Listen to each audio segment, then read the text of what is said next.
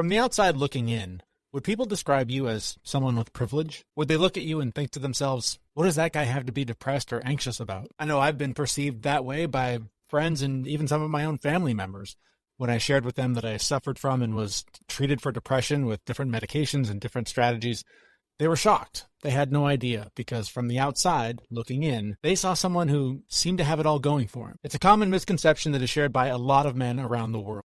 One of them is my guest today. His name is Nick Bracks. Growing up, Nick was a shy kid in a pretty standard working-class family upbringing. That is until his dad was elected as a powerful politician in Australia. Living in that shadow and under that spotlight brought to the surface a lot of underlying mental health conditions that Nick was dealing with and didn't even know about it. Struggling to cope with all that, Nick developed an obsessive relationship with athletic competition and eventually alcohol abuse. That alcohol abuse led to Nick's rock bottom, which was a car crash that nearly killed him and his lifelong friend. That terrifying incident was the catalyst for a lot of change in Nick's life, leading him to become a successful actor, public speaker, contestant on Dancing with the Stars, and now a leading mental health advocate, helping people all over the world try to find better coping mechanisms to deal with their mental health struggles than the ones they're currently using.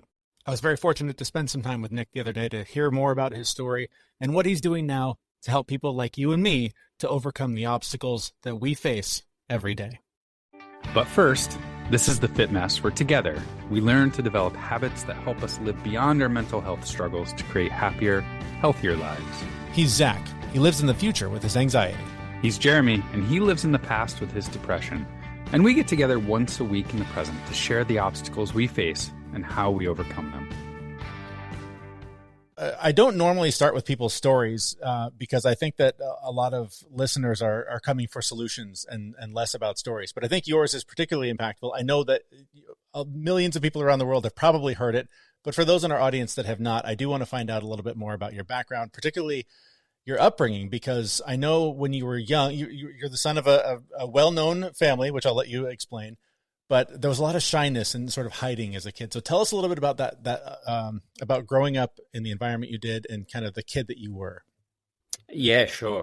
And it is a pretty long story, so I'll try and give a bit of an abbreviated version of it. But I grew up, like you're saying, in a family where my dad became the Premier of Victoria. So I'm presuming most of your listeners are in the US, so that would be the equivalent of, say, having your dad be the governor of California. So he was, everyone knew who our family was. He got in when I was 12 years old. I was the eldest.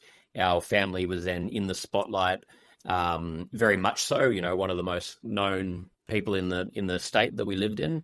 And I, leading up to that, but especially from then onwards, had, pretty severe undiagnosed mental health issues. I always was very obsessive and compulsive, and that manifested in sport. All I wanted to do for my whole sort of adolescence was be a professional athlete, and it became a compulsion where I'd be training for 6 hours a day as a 11, 12-year-old, and that went on for about 5 years, and had a whole lot of impacts where it stunted my physical development. I didn't actually hit puberty till I was 16, almost 17. It delayed that whole process.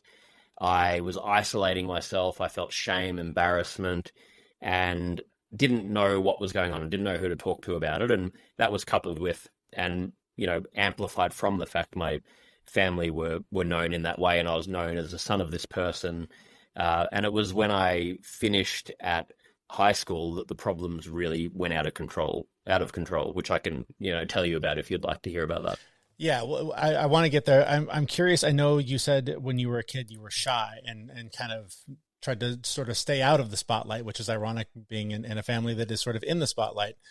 How much do you think that, or I guess, where do you think that came from? Is that maybe a learned behavior? Yeah, I think it was low self-esteem was the main thing. Because it's kind of interesting that when I was really young, I was actually, the real version of me is quite out there. And I'd say still I'm a introverted person, but also the kind of person that is actually wanting to be in situations where I'm, the center of attention, that's actually when I eventually worked through all this stuff, where my life ended up going, where I'm, public speaker, actor, all of these different things that I now do. But the big chunk in between was when I think the self-esteem was so low, the mental health issues took over, isolated myself. And the biggest theme of my life to this day, I'm much better with, but it's still there, has been identity issues where, you grow up from 12 until my early 20s being referred to as you're the son of Steve Bracks, your dad this, your dad that. And it made me think, well, hang on, what about Nick Bracks? Do you want to know who he is? And I felt like I had to do something bigger than my father to prove that I was worthy. And, that urge is still inside me. I've learned how to deal with that in a more healthy way, but it's still there. But it's really formed a huge part of my life. And so I'm curious, coming from a family of privilege, I assume it was a pretty wealthy situation growing up like that. Were a lot of things done for you? Because I know for myself, a lot of the mental health stuff that I have just in the last decade been able to deal with, I've overcome through facing hard things, doing, and doing them, overcoming those fears and those challenges. And so, as I'm learning about you, I'm trying to figure out, were you in a situation where so much was done for you that you were never really tested and never really had to face anything hard until later in life? Was that a factor at all for you? To a degree, there was a part. I was very sheltered. I grew up in a family where I wouldn't say there was privilege. There was perceived privilege, but, I definitely had things from, the sense of privilege of, we got to go to all these different events and having your dad in that position. But, my parents are very much from a working class background and they raised us in that way.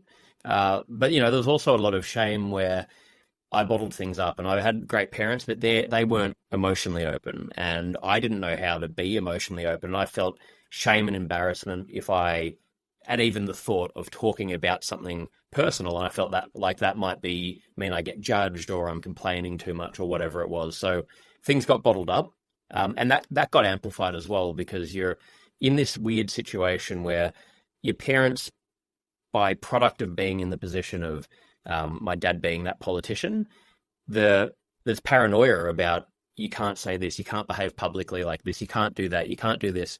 This is drummed into us from, these developmental years, like I was saying, from when I was 12 till my 20s. So you feel shame on that amplified level on top of having these quite severe mental health issues. And that created a really big problem until it hit, a life and death situation, essentially, where I had to make a change. It really was that breaking point. Yeah, let's talk about that. I imagine you're talking about the car crash. Yeah, so basically what happened was I had all of the problems I'm talking about, wanted to be this athlete, was competing at a very high level, body broke down at the end of high school, hadn't developed socially, had all of these issues, and then I just fell apart. I sort of went overseas for a bit, came back, dropped out of university, discovered alcohol, abused alcohol, was getting in life-threatening situations, every week, blackout drunk. Looking back, I, really do feel like it's a miracle I actually survived that whole thing when I think about how many of these situations I was in. And it did, but it came to a head when I had a car crash, had my best friend that I'd grown up with, my oldest friend, in the backseat of the car, and I was going along a main road, hit a traffic island as I tried to turn, and it span out of control, got crushed in half. He should have probably been killed had he not lifted his head up. Had a reflex action. He still had to get surgery. It became the biggest story in the country for about a week. I couldn't leave the house. I developed notoriety, became famous myself through that, which eventually led to being on television shows and a whole lot of other things in my career. And yeah, it was sort of that was a catalyst for starting to change. It wasn't actually I didn't change overnight, but that onwards led to really assessing this and looking at, okay, I've got to do something.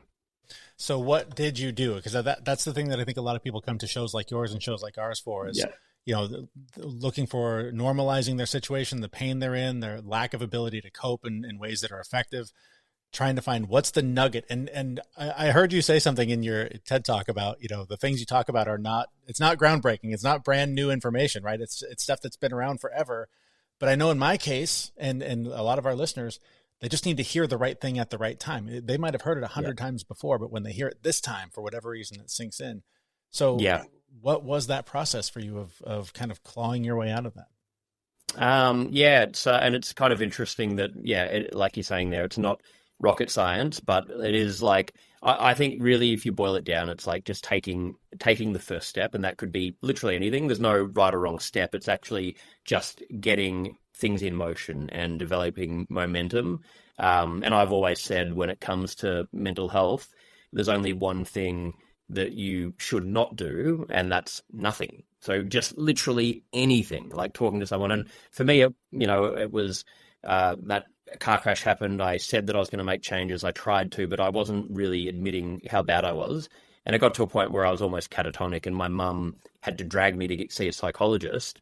And through that, I found out how severely depressed I was and started taking steps. But really, if I look back on all of it and how things slowly improved, I had no idea what I was doing. I was listening to all the advice I was getting from the psych and from everything else, and just took tiny steps. And I still wasn't happy in those steps, but one step led to another thing, led to going back to university. Still wasn't what I wanted to do, but that led to having to do public speaking when I was afraid of my own shadow, vomiting, talking in front of 5 people, and then having to do it so many times that I got over this fear of speaking and started to build self-esteem, met a group of friends, started to develop more confidence, started to actually open my eyes up to where I could go, started to find a passion for helping in mental health.